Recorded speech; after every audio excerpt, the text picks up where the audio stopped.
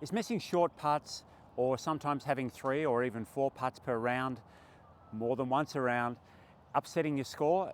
You're not alone. A lot of players can benefit by just improving their putting a little bit. What we're looking at today is looking at ways that you can improve your putt more than just a little bit, but a lot. Now, some of the things in the video today you're going to know. I'll guarantee some aren't, and it might be some of those ones that you're not familiar with that when you implement are going to make a massive difference to your putting and of course ultimately to your score. So let's go and have a look at what they are. When you grip the putter, we're going to grip it where the palms, rather than facing each other, are actually going to slightly oppose one another. So when the left hand's placed on the grip, make sure that the putter grip is running straight up through the middle of your hand. Now, full swing, that's no good because it'll restrict the wrist motion, but with putting, absolutely fantastic. That'll mean that your thumb, for a right-hander, your left thumb will run down the top of the grip. And most of the putting grips are flat on top, so that's going to make that easier to manage. So when you hold the club with your right hand, the same thing. The grip is going to run through the middle of the palm, and if anything, the right palm's going to aim slightly to the right of the target and the left palm will aim slightly to the left of the target. And the final thing with the left forefinger, it'll just run slightly outside the fingers on the right hand. And what that'll tend to do is that'll tend to secure the wrists. Once the wrists are in a secure position, the putter can still move around, but there's less likelihood of it doing so. The next thing is we need to look at posture. Now, so many players, when they stand to hit the putt, stand with their arms straight. So you see a lot of players will sort of set up with their arms really rigid like this. Now, the further away from me the putter head is, the more challenging it is for me to control it. So when I set myself up, I want to make sure that my wrists, my elbows are quite bent. So if I hold the putter here, so I can just feel that my upper arms are contacting the side of my body, but you can see if I hold the putter here so that my forearms and the shaft are in the same line and I bring my elbows in, I'm not tucking my elbows in or holding or squeezing them, but they're bent quite significantly. Now, when I tilt forward to the ball, because my elbows are bent so much, I'm trying to retain that bend, and I'm actually bent a long way over the ball. So now, because I've got that contact with my upper arms, when I move back and through, it's very easy for me to move my upper body without moving my arms around so much. So setting up over the ball, body's nice and still, and then I'm just going to move my entire, say, upper third of my upper body as a block. So that means I'm moving my sort of chest, shoulders, upper back, arms, and the club all as a single unit.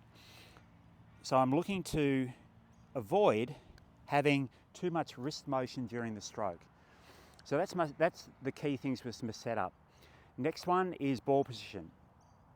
When I set myself up, ball position's key. If I have the ball too far back in my stance, I'm going to hit it with a slight descending blow. When I hit the shot, when I hit the putt, if you watch the movement of the ball post-impact, you'll see that it doesn't immediately tumble. It will actually fly without tumbling, and if you watch the logo, you'll see that on the ball as it starts. So in order to be able to do that, I need to position the ball quite forward in my stance. Now, most shirts will have a logo, or you know where the logo would normally be on a shirt. A good guide is that we want that logo to be just above the ball. So I'm not setting up the middle of my body here. The ball is actually quite far forward, and again, that's going to allow me to catch the ball with a slight ascending blow. So that's setup keys. Now let's get into the dynamic movement of the putter. The first thing we want to have a look at is the timing of the stroke. So when I make my stroke, first thing about timing is that I want the putter to swing back. And if I imagine when I swing the putter back and through, I'm actually counting the time. Now, my backstroke time is roughly 600 milliseconds, and that's going to be the same regardless of the length of the putt. And the next thing is that from the end of my backswing to impact is going to be about 300. So that's a ratio of 2 to 1. So if I make a putt, we'll see how that ratio works. When I've got these tees set on the ground, you can see that there's a difference in the distance between the middle tee where the ball is, the back tee, and the front tee. So when I set myself up, if I think of this gap between the ball and the back tee here as 1 unit of distance, then I want the through stroke to be 1.5 units of distance. So my through stroke is about 50% longer than my backstroke. Now those distance ratios are going to vary from putt to putt.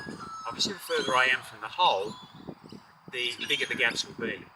Now one of the things that I can practice is putting the ball out of the way.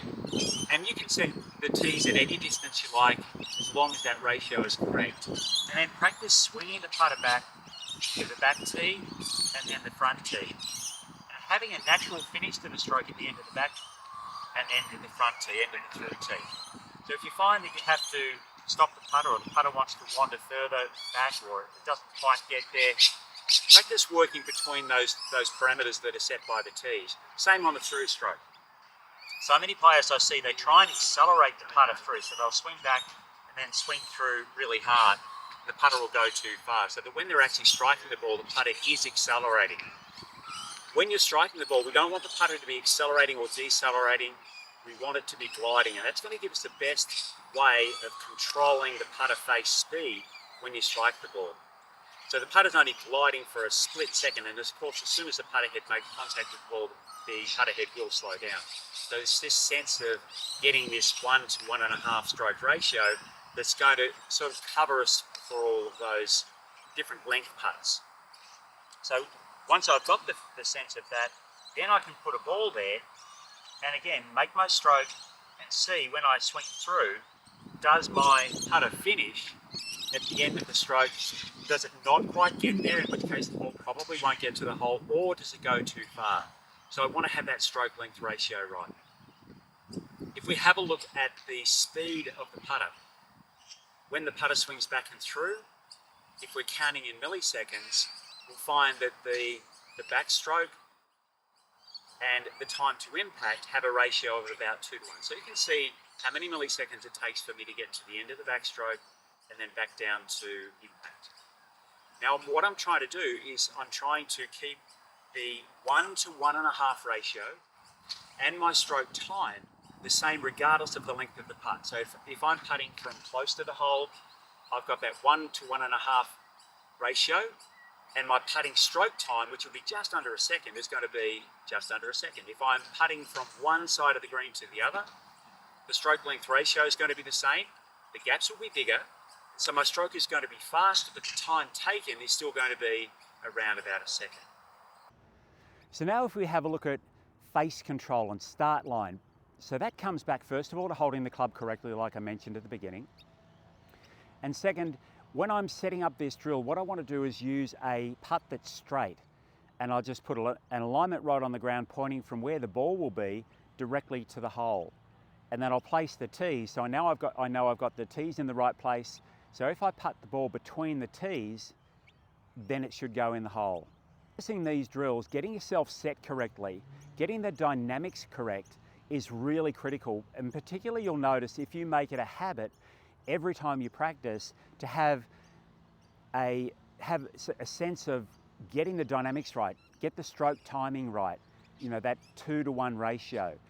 If you can, try and get a sense that the total stroke time doesn't really change from putt to putt. So in the case of the example I gave, if it's 600 milliseconds back and 300 to the ball, so it's a total of about 1 second from the start of the stroke to impact, then I want to do that, have that same 1 second timing for all my putts. You do that and I'll guarantee your putting is going to improve.